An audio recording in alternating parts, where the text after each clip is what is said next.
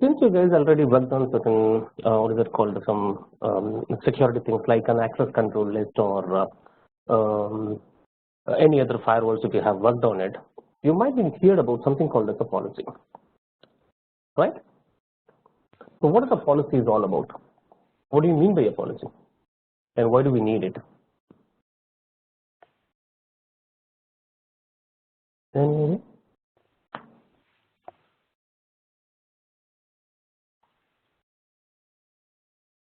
Okay. So this is policy as what? A set of rules. So even in your company, you will be having set of rules which you have to follow as long as you are associated with a company. If you are part of a team, and what is your roles and responsibilities? Okay. So every individual is going to be uniquely identified and based on their roles and responsibilities and what he can do inside the company, what he can't do inside the company. Like your internet access policy, it would be saying that the whole employees are not allowed to access certain categories of website. It's a kind of a rule. So you might be having a rule as what? You have to be entering the office and you have to be inside the office for 9 or 45 minutes or whatever it might be. Those are all the set of the rules that you have to follow as long as you are associated with the company. When it comes to a firewall is also going to identify certain traffic, and once the traffic has been identified and what you want to do with it, whether you would like to allow it or whether you would like to deny it. That is what the thing we are going to be checking out today. Okay, I told you that we have a gateway. The gateway is the one which is going to be restricting the traffic, or all the traffic needs to flow through the gateway, and gateway will be identifying. Okay, this is connected to what? This is connected to internet. You also have a client machine. Okay, this is what we have seen. Now I told you that all the traffic needs to flow through the gateway so that the gateway would be able to screen the traffic. So we know that Checkpoint has an engine which is known as what? Inspect engine. So it will be acting at layer 2.5 of your OSI layer. That means it is sitting between layer 2 and layer 3, and it will do all the screening. But based on what the screening will be happening, you need to get the instructions. You need to have certain set of rules through which the traffic could be identified and filtered. So for that we have the management server. Why do we have a management server? Because the language what the gateway speaks we don't understand, so we need a translator. So we are taking the help of what? The management server. So using the management server, you will be able to push all of the administrator related instructions to the gateway. So gateway will be able to do the screening, right?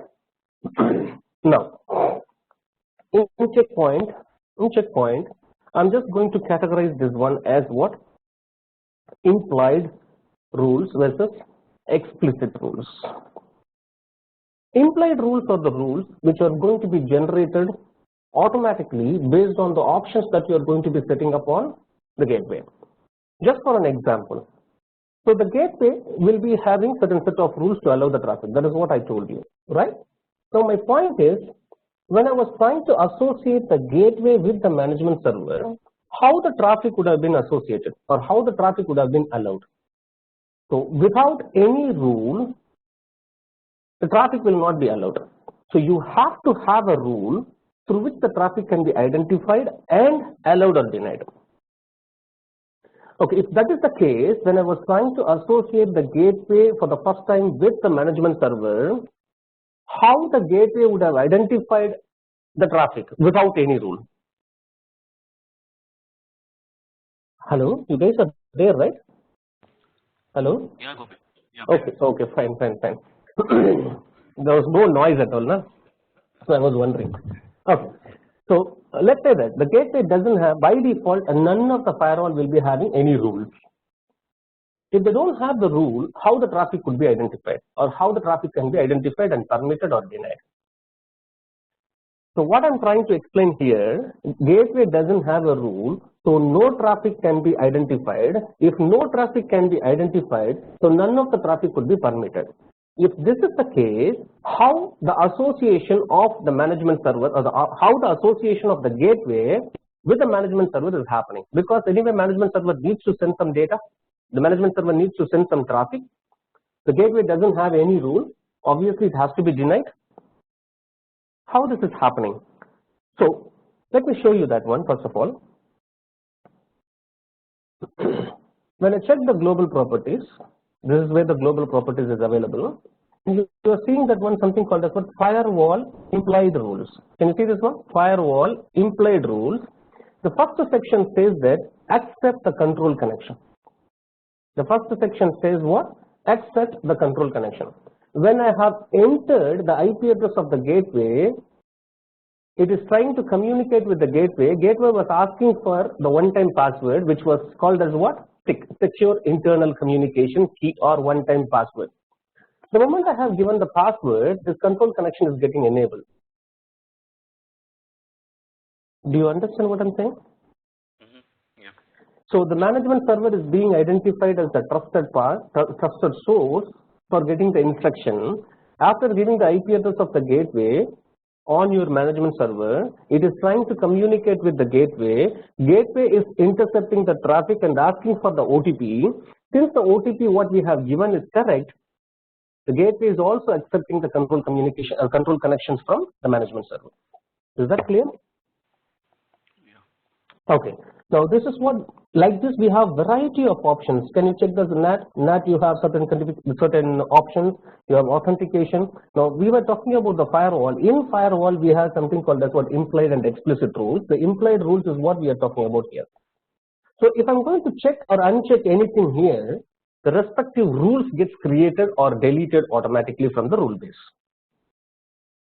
Do you understand? Okay. Now, unlike any other firewalls, Checkpoint has only one single rule base. Okay, so Checkpoint has only one single rule base, which is made up of what? Rules. Those rules are what I'm categorizing as implied and explicit. So the implied rules are generated automatically based on the global property settings, whereas the explicit rules are going to be created by the administrator depending on what he wants to permit or deny. Does it make sense? Okay. So if that is the case, where will be my implied rules and where will be my explicit rules? As a whole, I told you that only one rule base is there. So there is nothing called you will be having a special place or a different place for implied rules and different place for explicit rules. So that's also clear now. My point is, we know that if it is a rule base, we will be having a set of rules. Those rules are going to be processed in sequence. So whichever the rule is on top, that will be processed first. So when a packet is being received on the gateway, the first layer is my OSI layer, physical layer. It will be opened. If the data link layer is matching, then obviously I'll be opening it up. Even before the packet could be handed over to the network layer for doing the routing, my inspect engine is going to process the packet. I'll be checking what all the rules are there in the rule base, which I have only one. Whatever the rule is on top, that will be checked first. Does it make sense? Do you understand what is happening here? Right. Okay. So implied rules are generated automatically based on the options. Explicit rules are going to be created by the administrator. So which rule will be on top and which rule will be on bottom? If it is going to be an explicit rule, we have the control. You can move these rules anywhere you want. Let me explain you what is this. Okay, so I have a single rule base. This is my rule base. And then this is going to be sliced into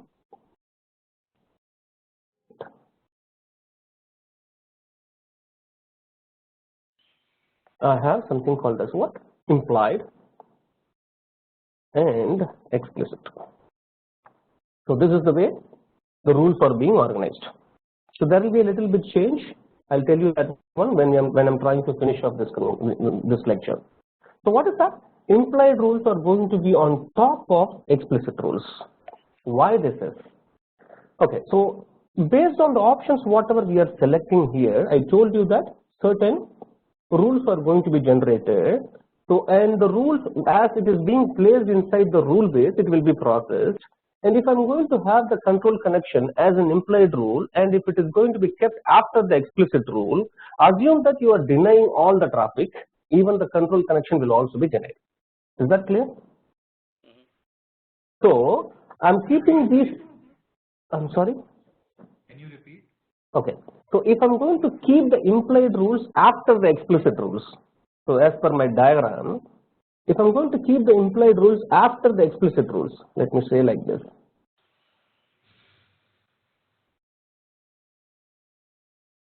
So which one will be processed further? So which one will be processed first? So whichever the rule on top, that will be processed first. So because of something, you have written a rule stating what? Deny any. You are keeping it in the explicit rule section. As the packets are being processed by the rules, evaluated by the rules, if this rule is matching, then obviously we will not be checking the implied rules at all. Do you understand what I'm saying? Yes. Okay. So the implied rules are kept on top so that it can be processed first. So the explicit rules are going to be the next section. So all the system generated rules based on the global properties will be processed first, and then the explicit rules will be processed. Good. Can I see the implied rules or not? Yes, you can. So where do I go and check it out? If you go there, view, can you see something called as implied rules from bottom fourth? But it is in a disabled state. So I cannot check this one. I don't have an option of checking that one. Even though that option is there, I'm not able to check that out. If I'm not able to click on this implied rules, then obviously I wouldn't be able to see the implied rules at all. Then how come I can enable this option? So that is where I'm coming to here. So if I'm going to create a single explicit rule, which will allow me to view my implied rules as well. So as long as, unless you create an explicit rule, you wouldn't be able to see the implied rules. That's the point I'm trying to make it here. We don't have any rule base here. Do we? No. No. So the implied rule option is disabled. Okay. Now I'm trying to create a rule. So I'm going there, rules. I can add a rule wherever I want, or I can also make use of this section to add the rules. Where you want to create the rule. I would like to create a rule on top. Even though it says that add a rule at the top, where it will be created? In my explicit section, it will be created on top. Do you understand? The implied rules are always on the top of the global policy. Here we are creating first explicit, right? Yeah, we are creating the explicit rules to view the implied rules. Implied rules are there already, but I'm not able to see it. Okay. So when I say that, even though I'm saying that option, what is that called? Create a rule at the top. It is not going to be created on top of the implied rules. No, this is not going to be happening. Okay. This will be created on top of the explicit rule section, not on the implied rule section. Okay. Manually, because you are manually creating. Yes, exactly. That's the point. Okay. Okay. So the moment I, rules are always at the bottom, then in production environment too. I'm sorry. So the explicit rules are always at the bottom in the production environment. Is at the second section. I don't say it is at the bottom. It will be on the second section of it. So this is my first section and this is my second section. Okay. Right? Okay. Now I'm trying to create a rule just by clicking it. Forget about what is there in the rule. I'm just going to be viewing that option whether it has been enabled or not. Can you see that one now? The implied rules. Now I have an option of selecting that. Earlier it was in a disabled state. Now I can see that one is in enabled state. Is that clear? Now if I click this implied rules, I can see all the implied rules. Okay, so the first rule, it says that from the firewall 1 module or the management server to firewall 1 module or the management server, firewall 1 traffic is going to be accepted. And you can also read this comment section, what for is this? So I was talking about something called as a control connection. What for? Management server can manage the gateway. So I have shown you that one. When I have selected this accept control connection, it is being created on the top. Okay. So if I don't have this rule, the gateway couldn't be managed by the management server at all. Fine. So whenever you get time, after you have done the installation, please read all these rules and try to understand what has been written over there. And you also start remembering the port number which is used for each and every service. So firewall 1 uses TCP 256, checkpoint daemon uses TCP 18191, like that. Try to understand each and every component and what is this meant for. Okay. Now my point is, I'm just disabling the view of implied rules. I'm deleting the rule what I have created. The explicit rule has been created, right? Now if I try to go and view the implied rules, I can view it. Sorry, where is that implied? Can you see this option now? It's again disabled state. So as long as I have an explicit rule, I am able to view the rule, correct? The moment I delete it, it has gone. So I have an implied rule now because I have an explicit rule. I am trying to delete this one and then trying to view the implied rule option has gone now. Does it make sense what I am trying to say here? Yes. Oh, fine. Now my point is, so we know that the implied rules are always going to be kept on top, but the explicit rule is going to be on the second section. Okay. First thing, I'm trying to show you, I'm trying to ping 10.1.50.100, which was pingable for me, correct? Okay. So I'm trying to ping 10.1.50.1, which is my gateway, correct? Sorry. Ping 10.1.50.1, but I'm not getting the reply. Why would it so? 50.100 is my management server, 50.1 is my gateway. I got so.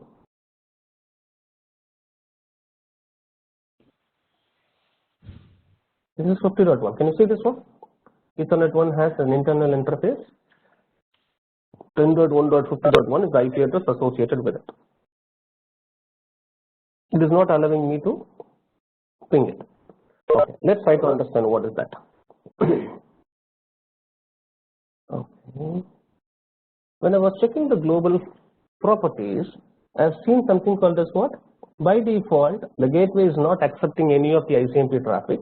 If at all you would like to ping, you have to have the ICMP option to be enabled, right? Now let me check this one. And then saying okay and save.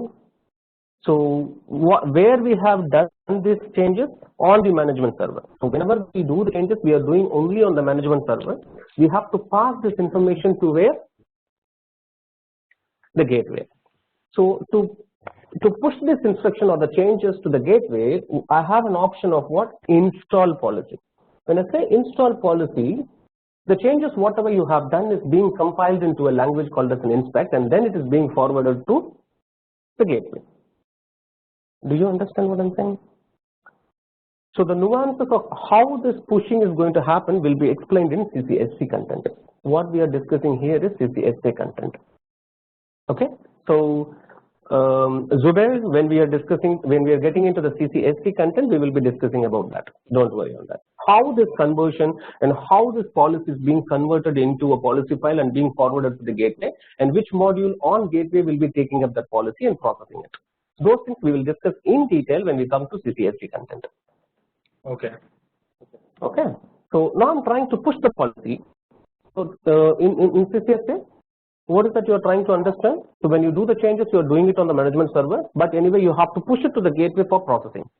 So to push the policy or to push the changes whatever you have done on the management server to the gateway, you have to do something called as what? Install policy. When I say install policy, the gateway whatever I have associated with the management server is being shown. I'm just going to simply say okay. I'm checking what is that happening now. So one of the beauty part of your checkpoint is what? It will start doing the verification. So first thing what it does, whenever you do the installation, it verifies if there is any contradictory rules, the changes you have made can be acceptable by the gateway or not. If there is really a change, if there is no change, there is no point in installing. If the verification passes, only then it could go for the installation. Now, what is the error message you are receiving it? Can you see this one? The verification error. What is that verification error? What error it is? Can you check it out? There is no rule in security policy. There is no rule in security policy. Okay, if that is the case, I have checked the global property and then trying to ping 10.1.50.1 continuously. Still it is not pinging. So even though you have checked the accept ICMP packets option on the global properties, until unless you push that changes to the gateway, it wouldn't accept the packet at all. If at all you have to push that instruction to the gateway, you have to have at least one single explicit policy, only then you will be able to push it. Do you understand what I'm saying, guys? Yes. Okay, good, perfect. Now let me go ahead and say a rule. I don't know what is there in the rule, but I would like to create a rule and then save it, and then I'm going to push a policy. So what it starts doing? It is verifying it. If the verification goes succeed, only then the installation will happen. Succeed, yeah. Yes, correct.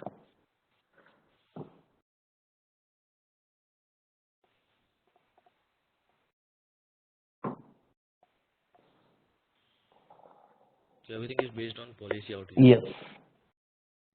Okay. So the policy changes we will be seeing in how the policy is being installed and what all the things are available. I think it is for Gunjan. When we are discussing about what? Palo Alto, you will be knowing the nook and corner of the policy options. Why not me?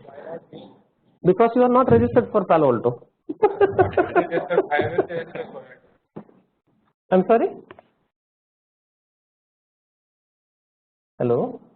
I missed you. You said something I missed. I will register for it. Don't worry. Oh, okay, fine then. Yeah. So now we have a policy. What it says? We have created a rule and we have installed it. Because of that, the changes whatever we have made on the management server has been taken by the gateway. No, if that is the case, the packet what we have generated, the ICMP packet, should be accepted by the gateway, right? So we should see a ping request get succeeded. Correct? Yeah. Okay, now I'm able to see the reply. My point is, my point here is, okay, how come after adding a rule, the rule says that any, that you're saying that something called as a source and destination as any and any, the service is also any, the action is what? Drop. That means no packet could be allowed. And how come the ICMP packet is being allowed? Because we have created it as a global property rule or implied rule that is going to reside on top of what?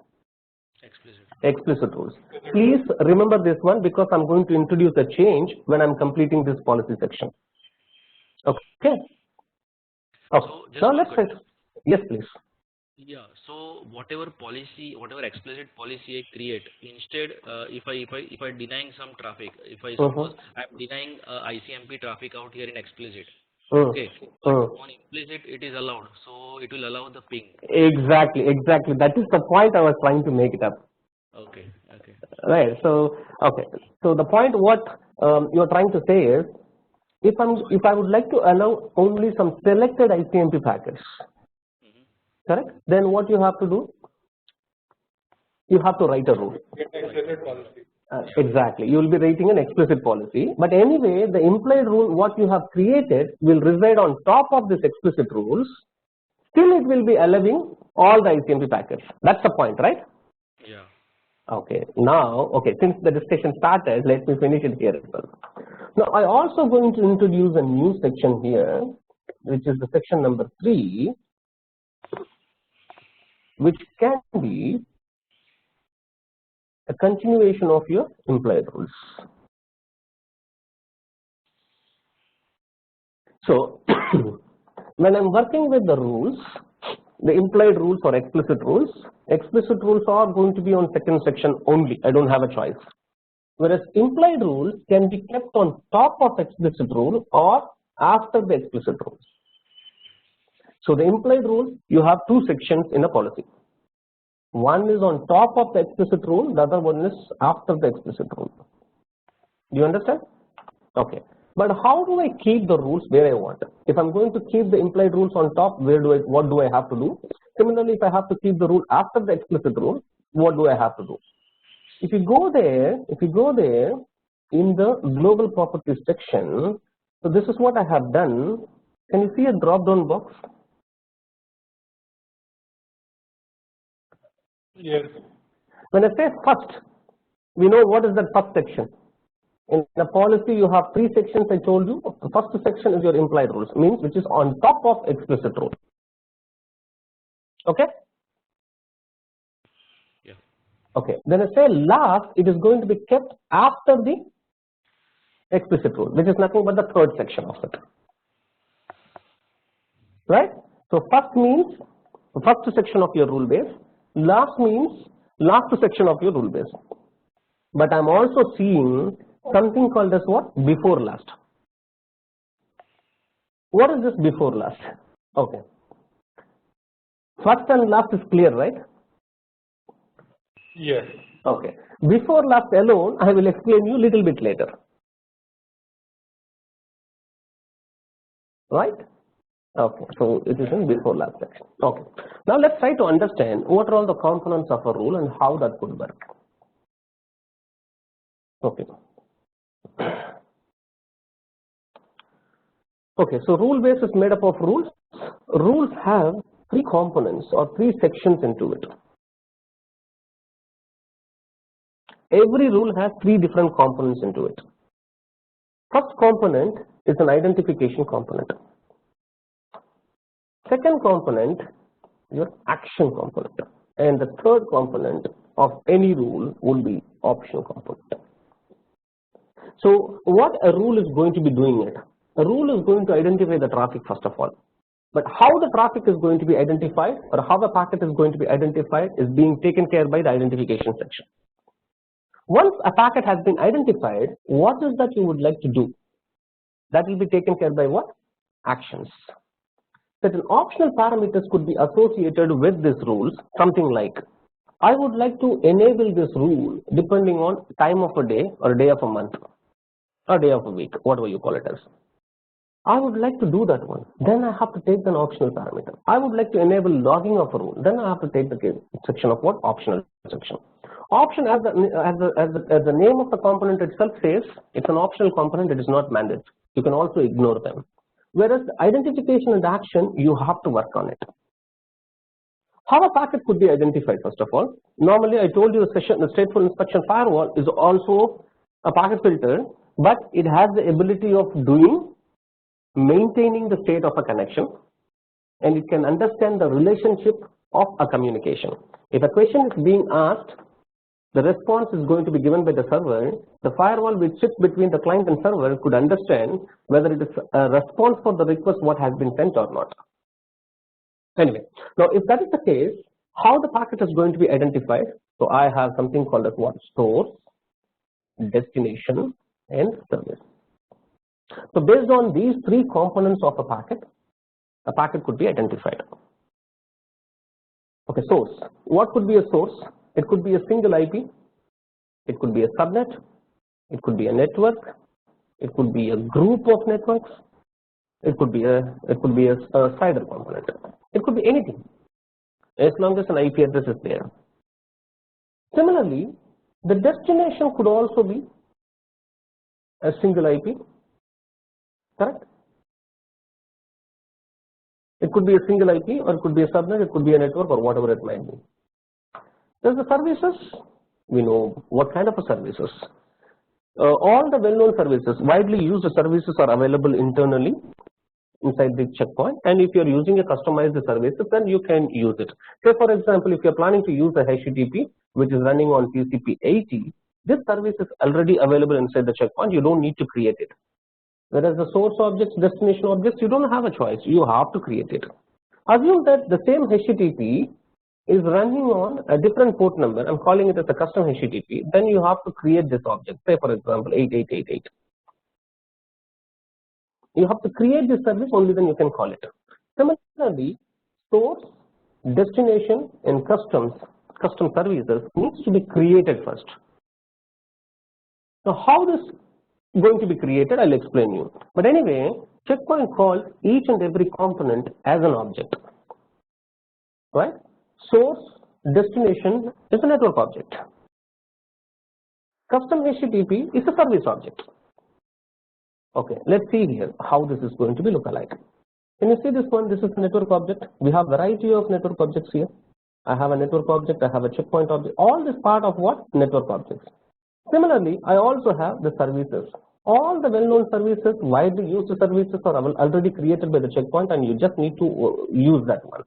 But if you're planning to use any customized services, then you have to create it. How do I create it? Right click anywhere you want and then say new TCP. Or if you would like to create UDP services, then you can simply go and right click and new UDP services. So if you would like to create a new network object, yes, you can create it. Right? So all you have to do is you have to create the object and then they can be used inside the policies. For an example, I would like to permit, this is my requirement. My requirement is what? I would like to permit 10.1.50.10 and 10.1.50.20 and 10.1.50.30. I would like to allow internet access. This is what I would like to do. So what is that I have to start doing first?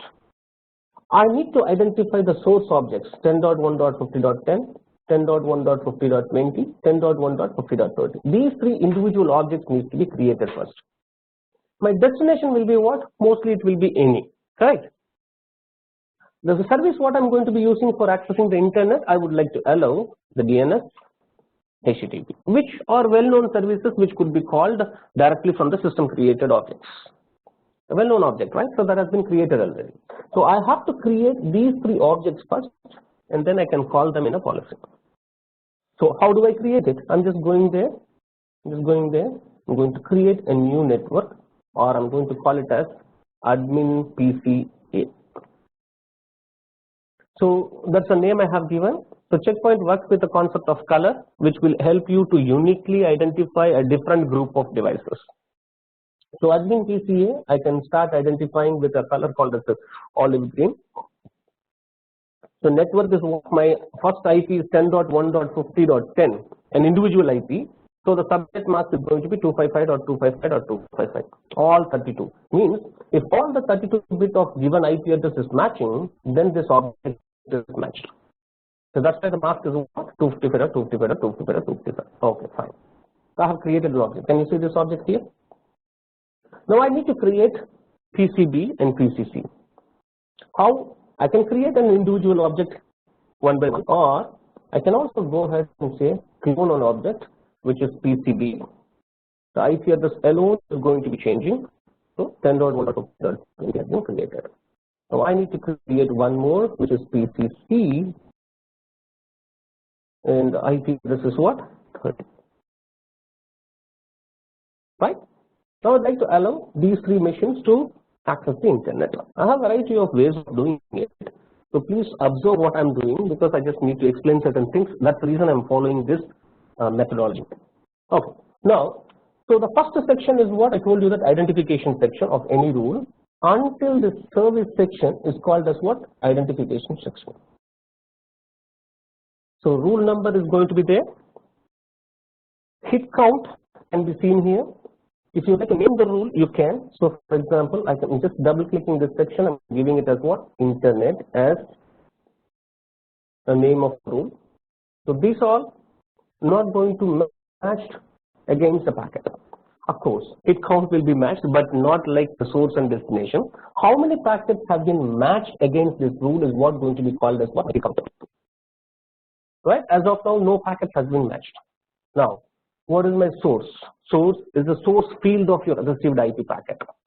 Now what is that I want? I would like to allow 10.1.50.10, 20 and 30 to access the internet. So what would be my source? In my first rule, I'm saying that my source is going to be 10.1.50.10, which is admin PC. How do I add this object here? Can you see a plus symbol here? Right?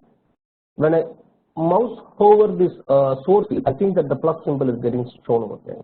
You see that? So I can simply click this plus symbol and the object whatever I have created would be available over there.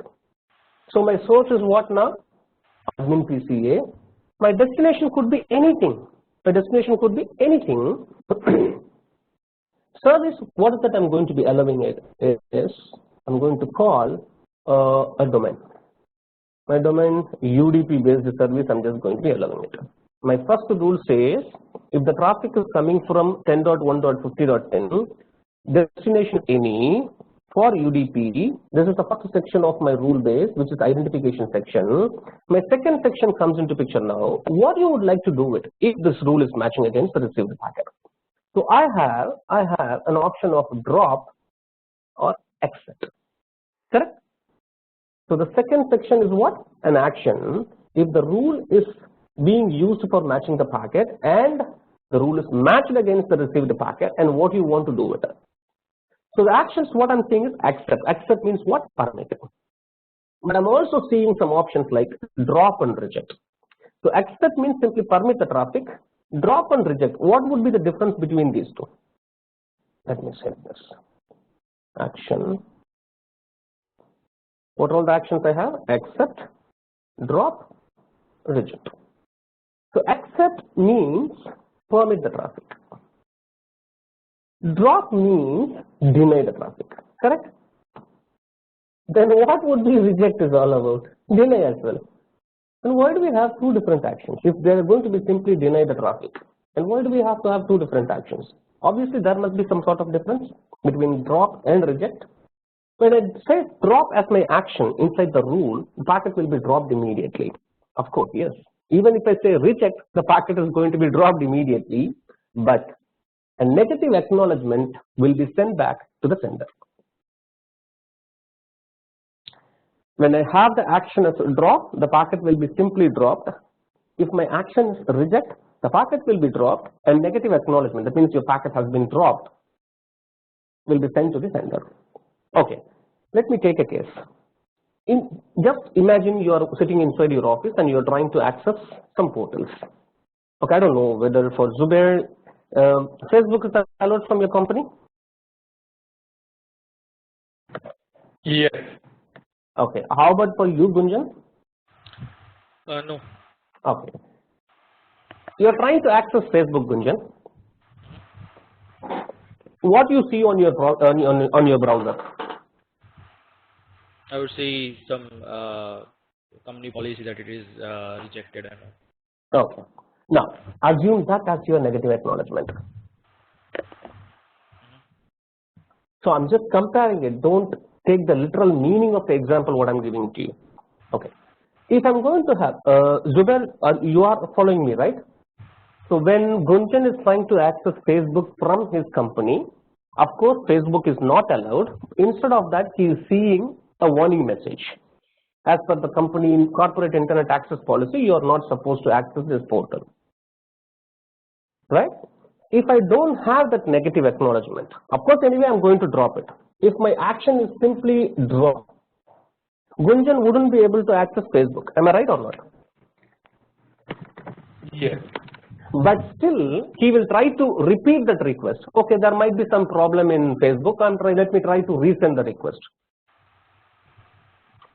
Whereas, if I am sending a negative acknowledgement of stating what the portal what you are trying to access is against, you are violating the corporate internet access policy.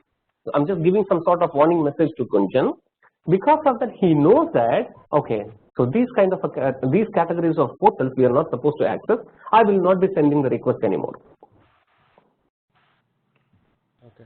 So that's the kind of a reject message that you need to be think of it.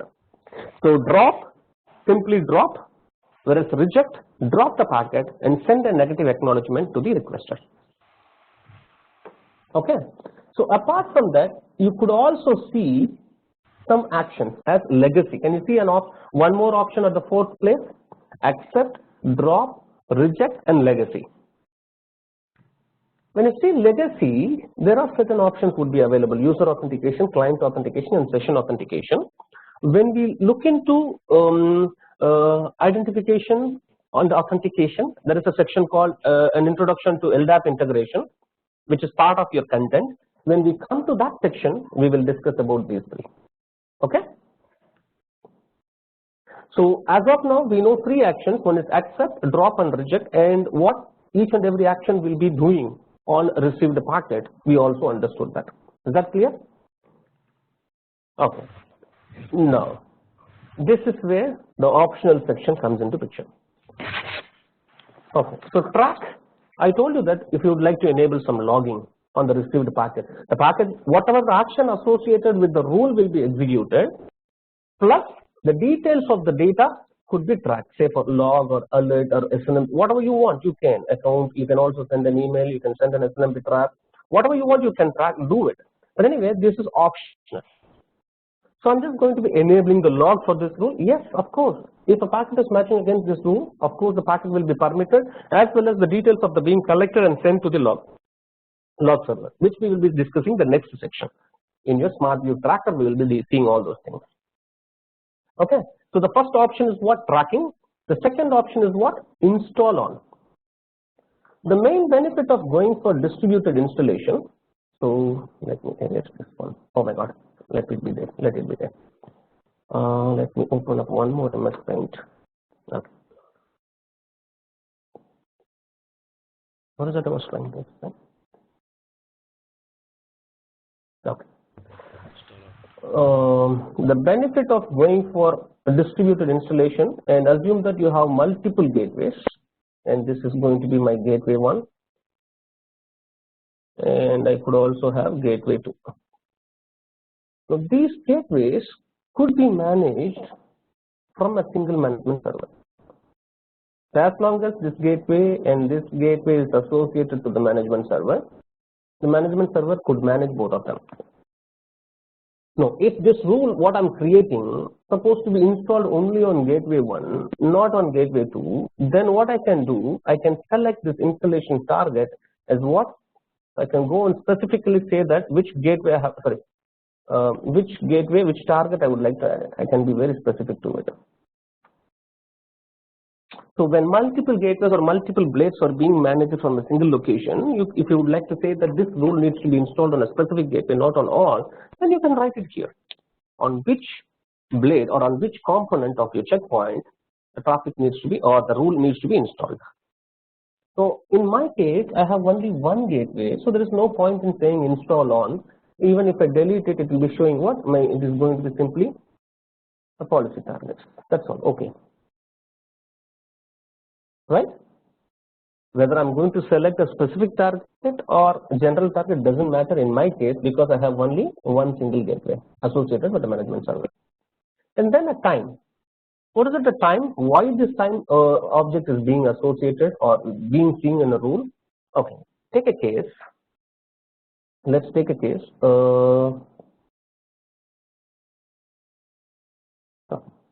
Now this is my lab rack. So you would like to access this rack, and you are hiring this rack from me, say for example for 2 days or 3 days, or else I'm doing a training program for a company, and as long as the training is being delivered, I would like to allow the labs can be accessible from their environment. What do? I have to make sure that the traffic is being permitted by a firewall, whatever I have. So the traffic which is coming from a specific source to this particular rack, I would like to allow it. But when do I write this rule? You are creating a rule. By writing the rule, you are saying that it will be allowed. But when will you be creating it? That's the point. So when the training starts, you have to have this rule. When the training ends, you have to deny it. You understand what I'm saying? Okay. So what I'm trying to do, even before I start the training, so or probably if the training is going to be started on Monday, I would have created this rule on Friday itself. I will be given that access to these people to test it out. Once after they do all the testing, what do? I'll be associating this rule. If not, even the Saturday Sundays they could access it. So I would like to associate a time object only by Monday morning or whatever the date, it is going to be 10th of May, whatever it might be. 10th May morning 9 o'clock onwards, this rule needs to be activated. So instead of deleting this rule and recreating on Monday morning, what I have done, I have created the rule, verified that access is happening or not, and then I'm associating a time object with it, time object with the rule. So because of that, when time comes, the rule will be activated. Until then, even though the rule is there inside, rule will be in disabled state. This is the use case, I would say that. So probably you might have come across some incidents in the old environment, something like the company would like to allow only internet access for 1 hour. Every day the employees can access internet for 1 hour. Then what do I do? So on that specific time, say for example, let's assume that the employer has identified because of the internet access, the productivity of the employees has gone down. So they would like to go for allowing the internet for only 1 hour, which is between 1 o'clock and 2 o'clock of every day of weekday of a week. What do I do? So 1 o'clock, an administrator has to come and write the rule. By 2 o'clock, he has to delete the rule. Am I? What I'm speaking is, you guys are able to understand me? Yeah. Okay. Now, so every day 1 o'clock, an administrator has to write a rule, and 2 o'clock he has to delete a rule. So what is that I would like to do? I would like to automate this process. Instead of doing this every day, I can create the rule. I can say that on which are all the days, on which are all the times the rule can be activated and when it has to be deactivated. So this time objects has been classified into two: track, policy, target, and then time. So time can be a recurring object or absolute object. When I say recurring object, it will be repeated. Say every Monday or all the weekdays or every Tuesday, whatever you want, you can select it. When I say absolute time object, you will be saying when it has to start and when it has to end. The start date, start time, end date, end time, both will be mentioned. That is what absolute time object. You can also mix and match absolute plus recurring. So for 1 month, every day you would like to allow this access. That is also possible. So for example, say for example, I'm just coming here and then trying to click and add objects here. See here, I can create a new object. It's a time object. I can give a name like internet access time. So I can say specifically from this day to this day, by this time to this time. Let me say this as going to be my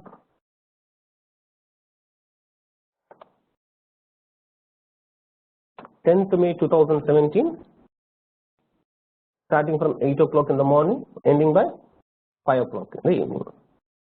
Right? You can also put the restriction like from this time to this time. I can put some 3 restrictions. I can also add this like Monday, Tuesday, Wednesday, Thursday, Friday. So I can say this is going to be 1st May of 2017 to sorry.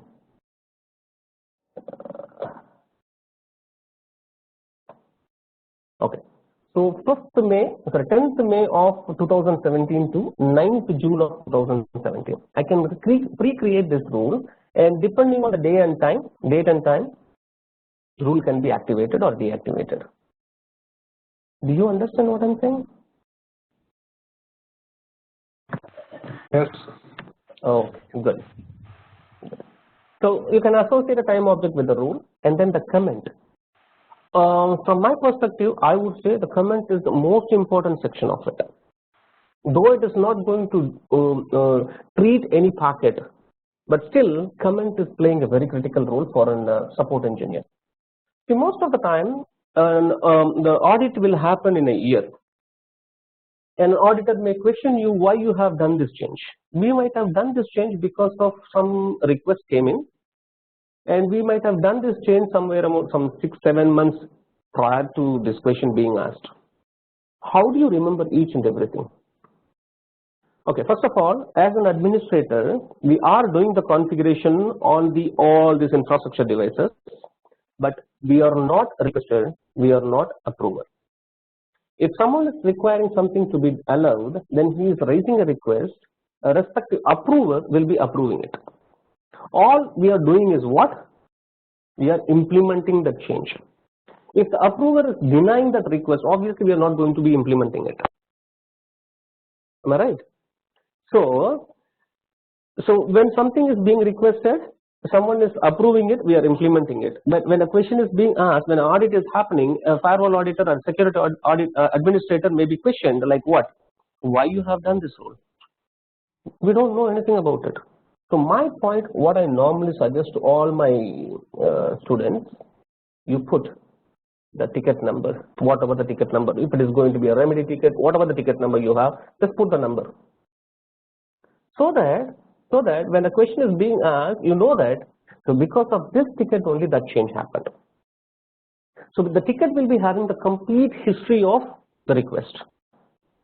And the whole set of communication between the requester and the approver, whatever happened, you could be having all that information in a ticket. So instead of an auditor questioning an administrator of the firewall, they could cross-check this comment, the ticket number, because everything would be available over there. Okay, so in day-to-day operations, I would be recommending this comment section being used extensively. But anyway, so this is what a rule section is all about. You have an identification, you have an action, you also have an option. So because of this rule, if the traffic is coming from PCA going anywhere for domain UDP, which is UDP 53 port number, I would like to allow it. But to allow the internet access, we need DNS and HTTP, right? So what I'm trying to do, I'm going to add one more rule. So how do I add a rule? Of course, I can go and say, I can say select this rule, bottom or below or above, or I can also put a bottom of the rule base or top of the rule base. Whatever I want, I can do. But anyway, so I can also have the option of saying what? Right click and then add a rule above or below. Whichever the rule that I have selected, on top of that a new rule can be created, or after that rule a new rule can be created. Okay. Now this is also going to be internet. Let me put this as HTTP. So this is going to be again admin PCA, right? You may be asking me a question, is that not possible to keep all the objects in the group and then cannot be called? Yes, it is possible, but I would like to show some options in creating the rules. That's the reason I'm creating like this. Okay. Now the admin PCA, I'm just going to be calling here now. Right click. One of the method is what? The plus symbol and then adding that object. The second method is what? Right click and add a network object, PCB. This is another method of doing it. So instead of domain UDP, now I'm going to be adding what? Which is HTTP. Traffic is allowed. Okay. I would also like to allow, what is it called, an HTTPS. Instead of simply HTTP, I would like to allow HTTP as well, HTTPS as well. So I'm creating another rule.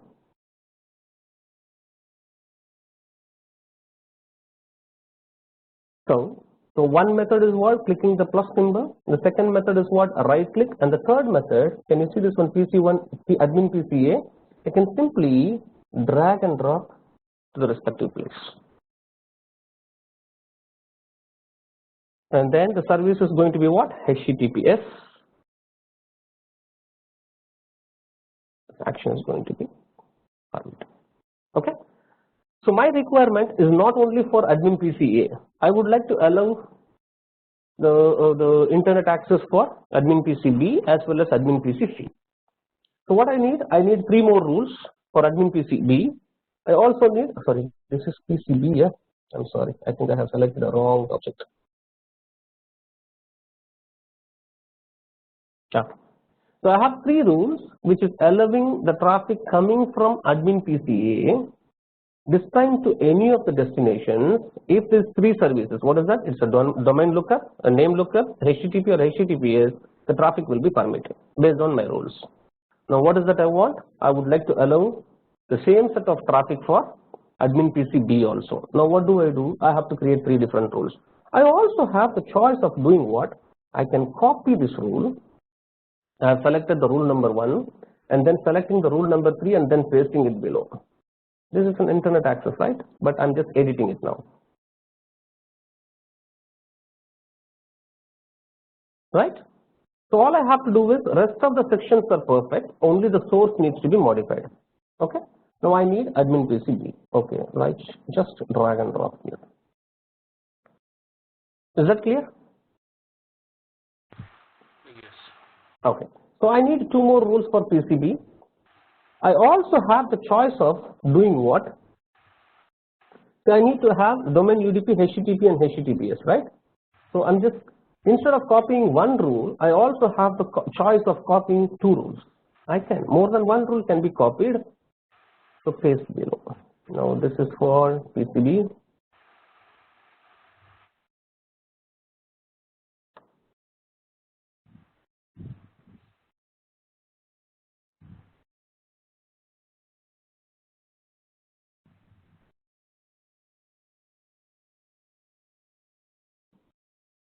So again, only thing what needs to be changed? The source needs to be changed. Now, instead of dragging from here, anyway, I have something called as what PCB is there, right? I can simply drag and drop here. That is also possible. It is not that you have to use the plus symbol, right click and drag and drop here. If that object is already available in a policy, from there also it could be dragged and dropped. Okay? Now, all I need is what? 3 more rules for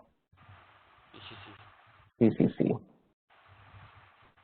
Paste below. Now I would like to edit this first of all. This is for PCC.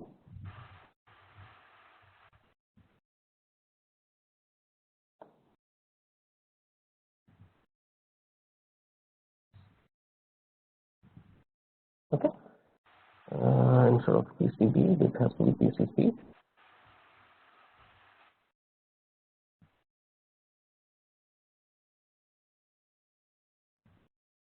That's it. Over. We are done with it. But anyway, we have done only the changes. But if at all you have to see the result of it, you need to push it. Is that clear? Okay. So what I'm doing, I'm saving the rule, whatever the change I have done, and then I'm installing it.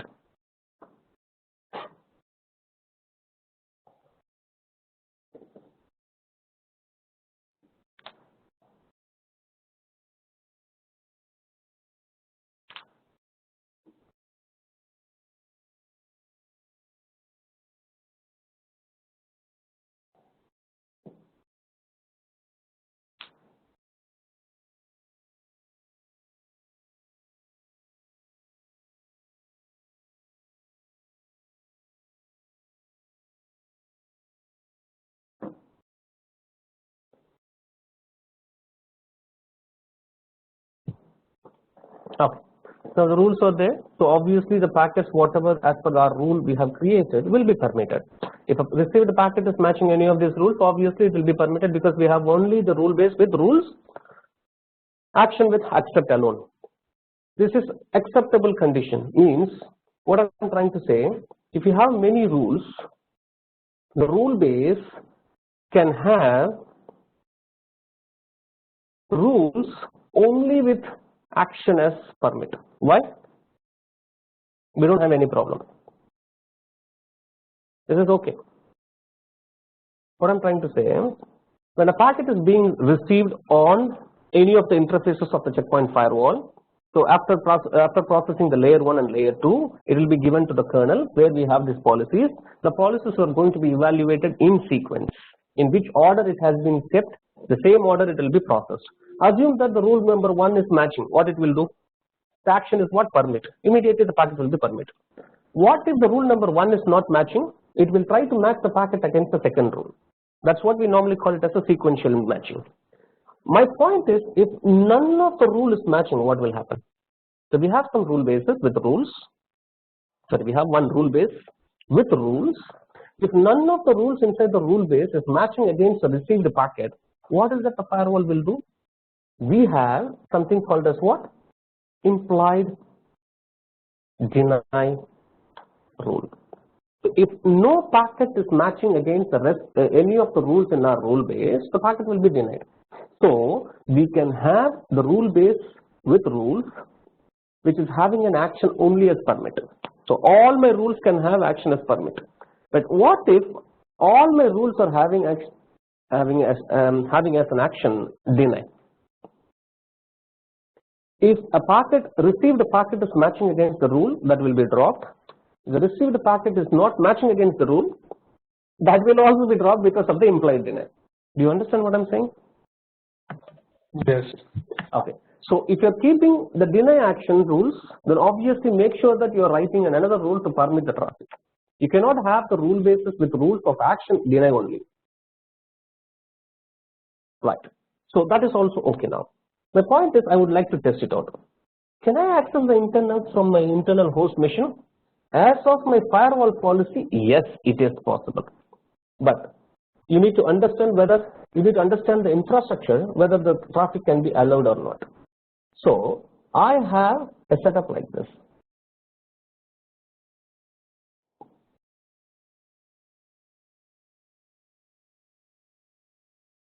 This is my host machine. Okay. They are connected like this. This is my firewall. Firewall internal interface is connected internally, and external interface is connected to my DSL router. Okay. Now the packet is coming from 10.1.50.10. Okay. So I'm trying to access google.com. First of all, it will be sending the name request, which is going to be sent to 4.2.2.2. The packet is hitting the firewall. So the firewall is checking the traffic is coming from 10.1.50.10 going to 4.2.2.2. As of my first rule, it is meant for UDP 53. So I'm allowing the packet, so the packet can go out. So the DSL router is receiving the packet, which has a source IP of what? 10.1.50.10 going to 4.2.2.2 on UDP 53. So the packet could be forwarded based on what? The destination IP. The routing will be done based on the destination IP. So as the packet goes out, it could also be changing the source IP address to a public IP address so that the return traffic can come in. So when the traffic is coming back, the DSL router has to send the traffic back to whom? 10.1.50.10. It will check its routing table, so it couldn't access. It doesn't have the route for 10.1.50.0.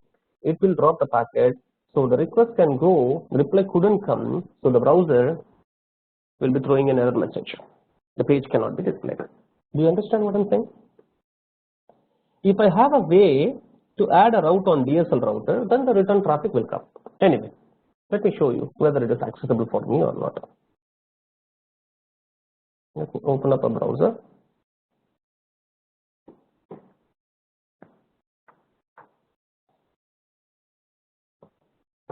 Try to access something called as what google.com.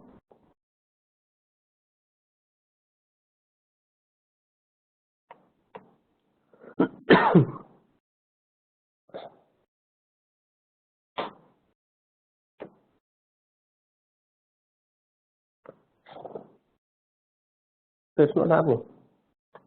Google.com. Or else I can also go and check it out. It's looking up google.com.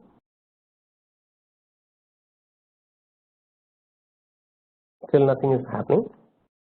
The request can go out, but not the reply. So I have two choices. One, I can add a route on the DSL router, or I can also make the firewall to send the traffic by doing some translation on the received packet, and then it can send it. I have two choices. But anyway, we have a detailed section on the NAT. Now I'm going to be showing you a simple to allow the traffic to be permitted. So what I'm trying to do, I'm trying to on PCA. I'm going there on the NAT object. Clicking. Forget about what I'm doing. Don't worry. We will be having the detailed section of it. So I'm doing some changes and then applying it.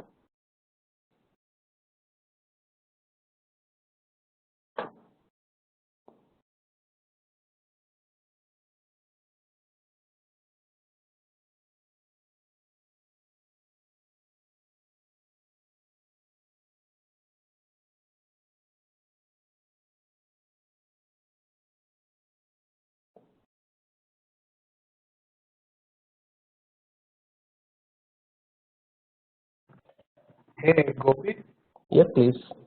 can you check my question? I just sent it over the chat.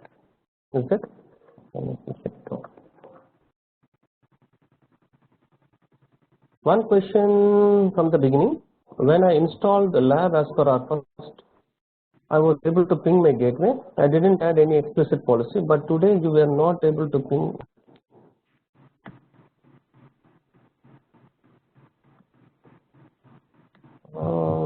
When I installed the lab as per our first class, I was able to ping my gateway. I didn't add any explicit policy, but today you were not able to ping gateway. Okay, I need to check your setup only. That we will check it out. I don't know what you have. I don't know what you have done. Let me check it out. I followed the same path that you did in the last class. Okay, I'll check that out. I can go to the portal, like I can do like HTTPS gateway IP. I can get to it. That is possible, but not pinging. Okay. You can get, see, because you have, if you don't have this portal access, then you wouldn't be able to install the gateway at all. Correct. Did you try pinging it? Yes, but Okay, it's not pingable. It's not pingable. Correct. What you are saying is correct. Okay. Now the policy has been installed. Now let us check it out whether it is accessible for us or not. Now can you see the waiting Google for? You got the google.com access. You started accessing this site. Correct? Okay, so I was explaining my setup and why it wouldn't be accessible as well. So just after fixing that problem, everything has been started working. Okay, so now my point is, keep in mind, just because the firewall is allowing the traffic, it doesn't mean that you will be able to access it. So make sure that the routing is also there, and then your firewall is permitting the traffic, and rest of the things will work fine. Okay. Because of this, okay, so when the packet is going out, I told you that I have done some NATing. I told you that it is a kind of something called as a hide mode NAT. When the packet is going out, I ask the gateway to translate the source IP address with the gateway's external interface IP. Okay, because of this, when a request is being seen on the public world, forget about there is no DSL router, the packet is being permitted to pass out. When somebody is seeing that, they can understand the external interface IP, they can see the external interface IP, they can send the request directly to the firewall, they can try to log in as well. They will try to send the traffic directly to the firewall so that they can eat up the resources which is available on the firewall. Because of that, the performance gets degraded and the services could also be disrupted. So what I want, even though the firewall is allowing the traffic from internal to external, or you may have a different policy to permit external to internal, my point is the firewall can accept the traffic which is passing through the firewall. But if someone is going to direct the traffic to the firewall, it should not be accepted. So to safeguard the firewall being accessible by any unauthorized person, I would like to make sure that no traffic destined to the firewall can be accepted. Does it make sense? Some management access, something like that. So what I want is, I'm sorry? Okay. So what is that the firewall rules are doing? It can allow the traffic which is not meant for it. So the rules whatever I have created, if it is coming from PC A, B or C to anywhere in the world for the identified traffic, it should be allowed. My point is, if somebody is trying to send a specific request to the gateway, something like somebody is saying SSH. Okay, now let's say that one I have. Do I have a putty? I think I have a putty here. Internal. They are trying to access 10.1.50.1. I'm trying to access it, so I should be in a position to.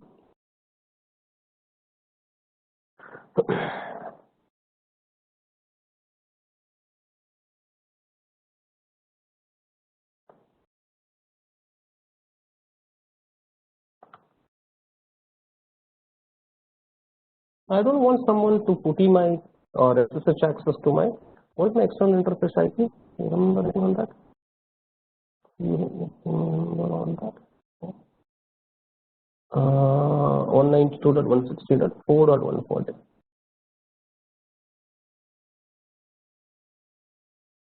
Let me try to open this one.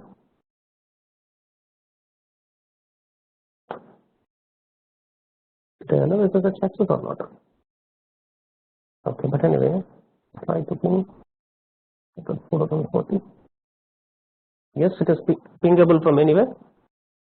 So what I would like to do is any traffic which is meant for the gateway based on my single properties.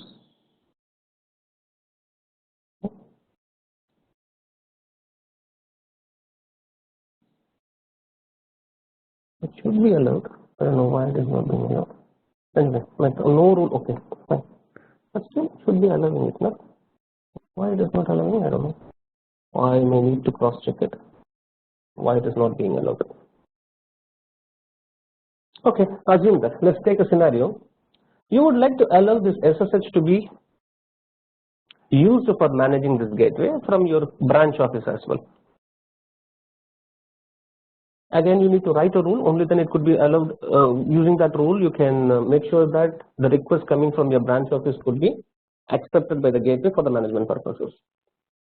So, I'm sorry, what I'm trying to explain here is you have these rules. Based on that the received packet can be evaluated and then it could be permitted or denied. So what if somebody is trying to launch an attack to the gateway itself? How do you fight against it? So I just want to safeguard my gateway being attacked by an attacker. If an attacker is trying to attack the gateway, he will be directing the packet to the gateway. Means the destination IP address could be the gateway's IP address. I don't want any unauthorized person sending traffic directly to the gateway. If it is a pass-through traffic, it is okay. If it is meant for the gateway, it should not be allowed. To safeguard the gateway from unauthorized access, we normally create a rule as a first rule. One of the rule as a first rule, we say that any traffic from any source, the destination is going to be my gateway. Just simply drop as well as allow it. Log it. So if you check the rule base section, the first rule of the rule base will be protecting the gateway by denying any traffic meant for the gateway. So because of this rule, if an attacker is trying to launch an attack against the gateway, the first rule itself will be matching because the destination is my gateway IP address. You guys are able to follow me? Oh, Yes, so okay.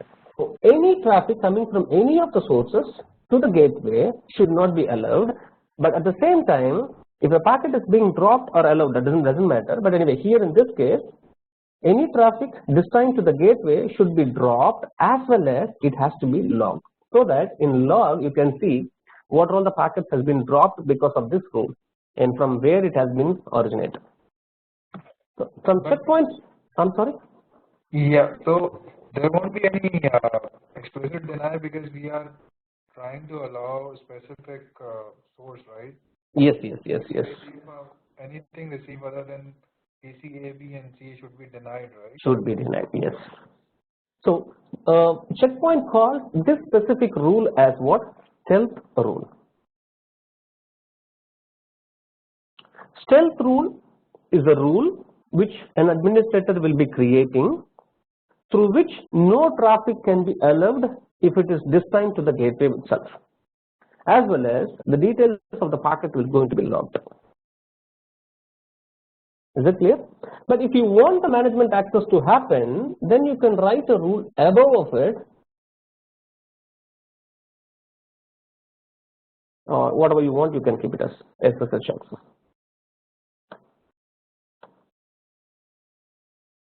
And you can say from PCA, PCB, PCC, and you would like to allow the SSH. So whatever you want, say for example, even I could allow this one, I could also log this one. So don't ever forget to save and install the policy. Okay? Whenever you do some changes, make sure that it is getting saved so that it will be available on the management server, and also install the policy so that it will be available on the gateway as well.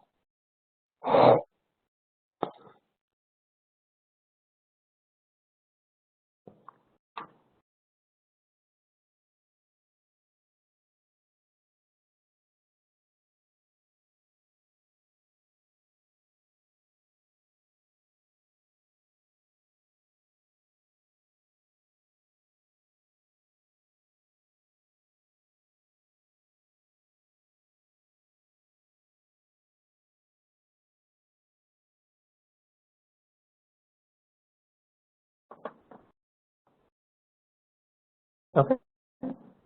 So after this installation, if you're trying to do SSH on only the specific IP addresses what we have allowed, we should be in a position to 10.1.50.1.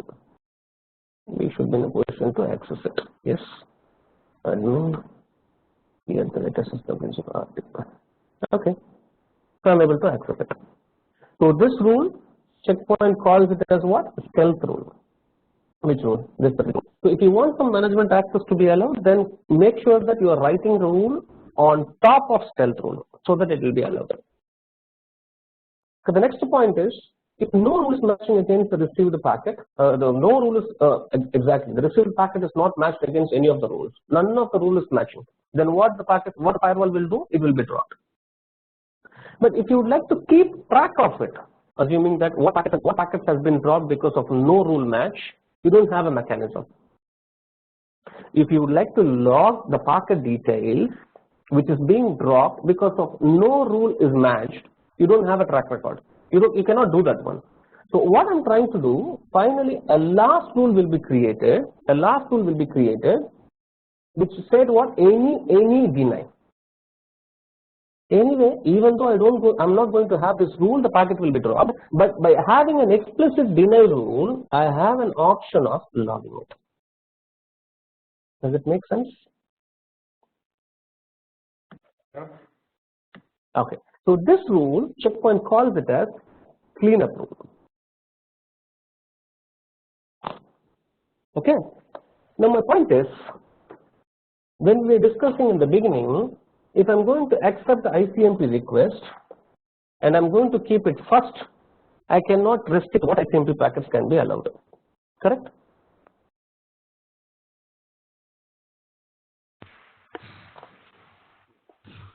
If I'm going to keep the ICMP request to be accepted and this rule needs to be kept in the first section of the rule base, which is my implied rule section, I cannot say that these ICMP packets cannot be allowed.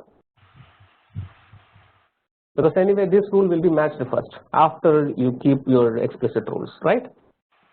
Right. So if I'm going to keep last, my cleanup rule is not going to allow it.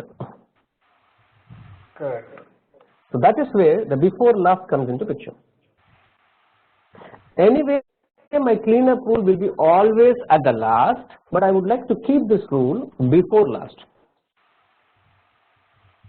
So you can have this ICMP rule and implied rules above the last rule so that the ICMP packet will be allowed, and then you can start writing an explicit rule to deny the traffic, the ICMP packets which you don't want.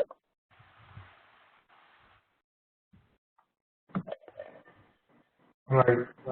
Okay, so that's the point we need to understand in that. Okay, so there are certain other things that you need to understand. Give me some 5-10 minutes. I'll be wrapping up this session. Okay, so what is that? Let me call. Okay, I don't say for example there is an issue. You have received a request and you are trying to troubleshoot and you identify this is the rule which is causing the problem. What do you do? Can I immediately delete the rule? Obviously no. So probably you may need to check the effect of not having this rule in the rule base first, and then you can confirm. Once you confirm that is the rule causing the problem, either you may be modifying it or you may be deleting it. So what I would like to do, instead of deleting the rule from the rule base, I can simply go and disable the rule. When I say disable, the rule will be there in the rule base, but it will not be used for evaluation. Okay. But again, don't forget to save and install the policy to see the effect of it. If you see that, if you feel that okay, this rule is not causing any problem, you can simply enable this rule. But I can save and install the policy. There is also possible that the rule can be hidden. Say for example, I can hide the rule. Can you see this one? After 7, I have a rule number 9, but I don't see the rule number 8. If you like to hide the rule from visibility, so that you can avoid some changes is being happening for the rule, which is unnecessary. That rule no need to be changed at any point of time. So I'm just keeping that rule in a hidden place. So I have hidden it. But if you would like to view that rule, all the hidden rules, you can go to the rules. You can go to the rules and then hide. You can see view hidden. You can see that hidden rule, right? So the hidden rule can be identified with the background color as what? The dark. So I can go and then say unhide it. So you can hide a rule, you can disable a rule, and you also have something called as copy paste that we have seen already. But if you would like to move the rule somewhere, assume that I would like to do the testing of keeping the SSH access after the stealth rule. I have the choice of right click, cut and then paste it. That is also possible. Assume that I'm just cutting here and then pasting here, and then checking this one. It doesn't have any effect of it. As per my understanding, I'm supposed to have this rule on top. Only then the management access would be available. Correct. So instead of cut paste, I can also simply drag and drop that up.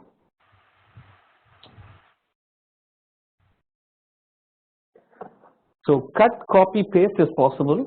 Drag drop is also possible to move the rule. Okay. So from the manage, yes, please. Sorry to interrupt you. Yes, not a problem. So I don't see a hit count on the SSH. It will come. Wait for a while, it will come. Okay. Even not only for SSH access, you could also see the internet access for PCA BC. That will also be coming up. Okay. It will take a little bit of time and it will come. Okay. Okay. I would like to have some management options over here. Something like that. I would like to group this rules. Let me call this something called. I'm just adding a section title here. Management. I can add a section title here.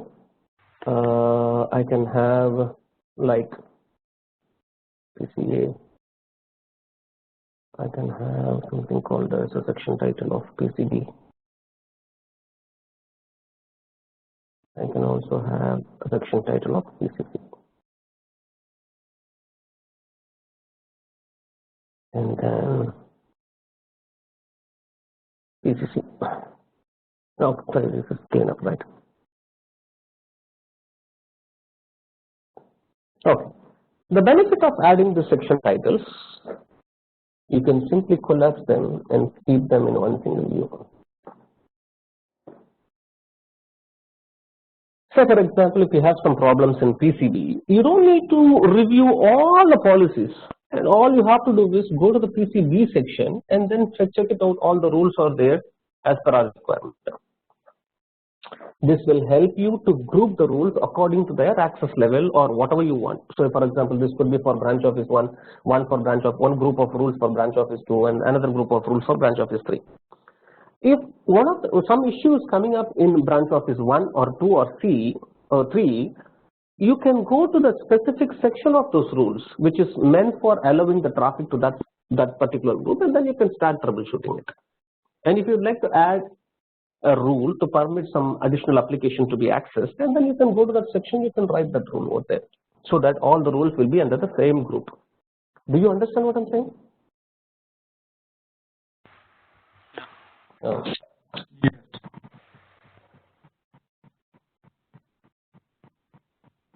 Oh my God, what happened?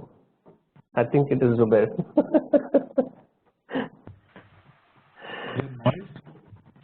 Yes.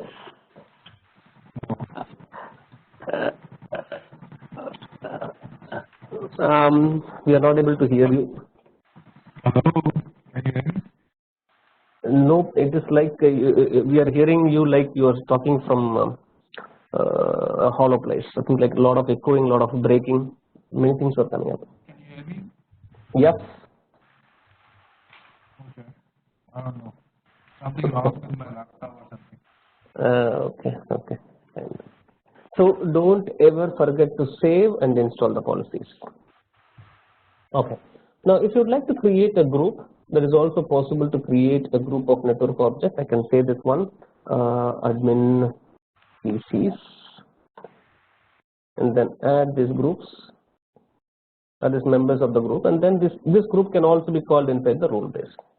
Now, however you want, you can call it, but make sure that you are creating an object first. Only then it can be called inside a policy. Whatever the object that you want. Okay. So we are good for today. If you have any question, you can ask me, because there are certain things I left out today which I will cover it later. So I have one question, like about that control access, like SSH. So if we go to the implied rules, it Right. says remote access enabled. If we go to the implied rule section, it says accept remote access control connection. Second one. But still it was not working, and that was from inside. It was not from outside. So still we have to enable SSH to the gateway. I am not able to hear you properly, Zubair. I'm saying, like, if you see the second option. Yes, accept remote access control connection. Right, but still, like, we were not able to SSH it from the inside. No, that was a different problem. I need to fix it up. I need to check and fix it up. That is not because of that one. I need to check that out. Why it is not accepting it. Okay. Okay.